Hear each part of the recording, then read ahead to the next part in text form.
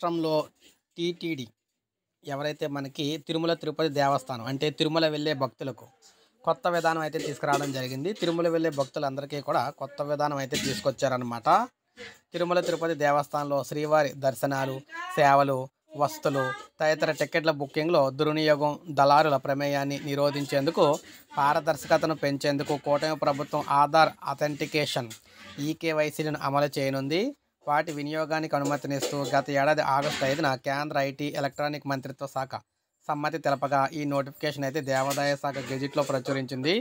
ఈ మేరకు ఆ శాఖ కార్యదర్శి వినయ్ చంద్ ఉత్తర్వులు అయితే జారీ చేశారు. దీనివల్ల శ్రీవారి దర్శనానికి వచ్చే భక్తుల గుర్తింపునకు పరిశీలించేందుకు, ఒకరి పేరుతో మరొకరు రాకుండా నిరోధించేందుకు, సేవలు పొందేటప్పుడు తనిఖీ ప్రక్రియ క్రమబద్ధీకరణకు వీలవుతుందన్నమాట. భక్తులు ఆధార్ అథెంటికేషన్ అనుమతి కోసం గత ఏడాది జూలైలో దేవాదాయ శాఖ టీటీడీ ఈఓ లేఖ అయితే రాసింది. దేవాదాయ శాఖ ఆ లేఖను కేంద్ర ప్రభుత్వానికి పంపించింది. ఆగస్టులో కేంద్రం నుంచి అనుమతి లభించింది. దానిపై నవంబర్ 18న టీటీడీ బోర్డు నిర్ణయం చేసింది. అందుకు అనుగుణంగా ఇప్పుడు నోటిఫికేషన్లు అయితే ప్రచురించారన్నమాట.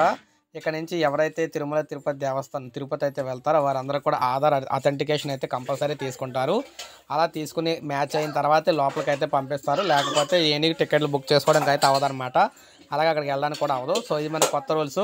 ఒక లైక్ చేయండి, సబ్స్క్రైబ్ చేసుకోకపోతే మన ఛానల్ సబ్స్క్రైబ్ చేసుకొని ఫాలో